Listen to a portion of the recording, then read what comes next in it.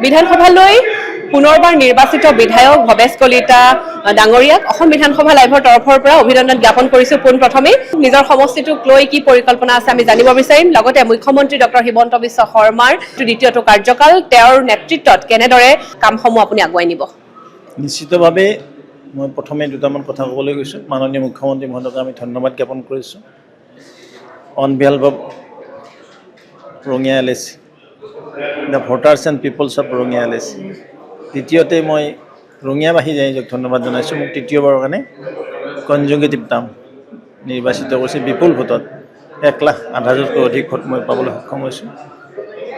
আৰু মাননীয় মুখ্যমন্ত্ৰীয়ে যে এটা ক্লিয়াৰ কাট নিৰ্দেশনা দিছে আমাক সমগ্ৰ সদনক সমগ্ৰ অসমৰ জনতাক এটা ক্লিয়াৰিটি পাইছে। তেখেতৰ যিটো মাননীয় মহামান্য ৰাজ্যপাল ডাঙৰীয়াই আমাৰ যোৱা যিটো ছেছনৰ প্ৰথম দিনাখনে অৰ্থাৎ প্ৰথম দিনাখন আমাৰ শপত গ্ৰহণ আছিলে নৱনিৰ্বাচিত বিধায়কৰ, আৰু দ্বিতীয় দিনাখনতে ৰাজ্যপাল ডাঙৰীয়াৰ যি ধন্যবাদসূচক বক্তব্যই আৰু মুখনি মাৰি মুখ্যমন্ত্ৰী মহোদয়ে ক্লিয়াৰিটি দিছে। তেখেতে এটা কথা কৈছিলে, যদি পুনৰবাৰ মই অসমৰ মুখ্যমন্ত্ৰী পদত অধিষ্ঠিত হওঁ, বিজেপি নেতৃত্বাধীন চৰকাৰখন দিছপুৰত আহে আৰু প্ৰথম অধিৱেশনতে UCC এই বিলখন সদনত আনিম, আৰু তেখেতক তাৰ বাবে ধন্যবাদ জ্ঞাপন কৰিছোঁ। সঁচাই তেখেতে এই বিলখন আনিছে, নিশ্চিতভাৱে এই বিলখন আইনত পৰিণত হ'ব।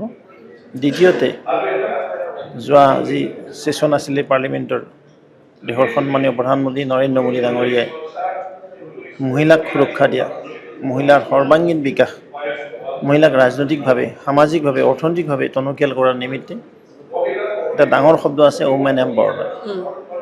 মানে মানুহে শব্দটোহে কয়, হাতে কামে নকৰে। আৰু তাত কংগ্ৰেছ আৰু তেওঁলোকৰ লগত যিসকল দল আছে, তৃণমূল কংগ্ৰেছেই হওক, DMKই হওক বা লেফ্ট লিবাৰেলেই হওক, RJD হওক, চপাই হওক, বাজপাই হওক, এইবিলাক দলেই তেওঁলোকৰ সদনৰ যিটো এটা কেৰেক্টাৰ দেখিলে মানে নগ্ন চৰিত্ৰ এটা দেখাই দিলে মহিলাৰ প্ৰতি তেওঁলোকৰ, যে মহিলাক তেওঁলোকে কেতিয়াও সন্মান নকৰে। যদি সঁচাই সন্মান কৰিলে হয়, নাৰীক মৰ্যাদা দিলে হয়, আই মাতৃসকলক আগুৱাই যোৱাৰ কাৰণে, মাতাই বেহেনক যদি ছাষ্টেইন কৰাৰ কাৰণে বা এম্পাৱাৰ কৰাৰ কাৰণে তেওঁলোকৰ কিবা সদিচ্ছা থাকিলে হয়, নিশ্চিতভাৱে উইদাউট এনি ডিছকাশ্যন প্ৰধানমন্ত্ৰী ডাঙৰীয়াৰ যিটো ৰিজলিউশ্যন বা যিটো বিল আনিছিলে, এই বিলক সৰ্বসন্মততে পাছ কৰাত সহযোগ কৰিলে হয়। কিন্তু বিধানসভাত এতিয়া শ্ৰীমতী অজন্তা নেওগ বাইদেৱে এই যি 33% সংৰক্ষণ নাৰীৰ কাৰণে বিধানসভা লোকসভাত হওক, এই কথাটো পুনৰবাৰ ইয়াত ওলাইছে সদনত আমাৰ বিধানসভাৰ, কি ক'ব সেইটো কথাত? নিশ্চয় এইটো আমি এটা ৰিজলিউশ্যন ল'বৰ কাৰণে আমি ইয়াততো নোৱাৰোঁ, এইটো পাৰ্লিমেণ্ট কৰি। তথাপিও এই বিধানসভা পবিত্ৰ সদনত যিটো বিষয় অতি গুৰুত্বপূৰ্ণ, এই গুৰুত্বপূৰ্ণ বিষয়টো নিশ্চিতভাৱে ইয়াতে আমি এটা সংকল্প প্ৰস্তাৱ স্পেচিয়েল ৰিজলিউশ্যনত আনিছে। তাৰ বাবে মই সুযোগটো দিয়াৰ কাৰণে আমাৰ স্পীকাৰ ডাঙৰীয়াক ধন্যবাদ জনাইছোঁ। আৰু আমি বাইদেউ যে এই স্পেচিয়েল ৰিজলিউশ্যনটো আনিছে, আমাৰ অজন্তা নেওগ বাইদেউ অৰ্থাৎ মন্ত্ৰী ডাঙৰীয়াক মই ধন্যবাদ জনাইছোঁ। আৰু ইয়াত সকলোৱে অংশগ্ৰহণ কৰক, অপজিশ্যন ৰুলিং পাৰ্টি ট্ৰেজাৰী বেঞ্চেই হওক বা আমাৰ বিৰোধী পক্ষই হওক, আৰু তেওঁলোকে নিশ্চয় সকলোৱে এটাই সহমত পৰিণত কৰিব।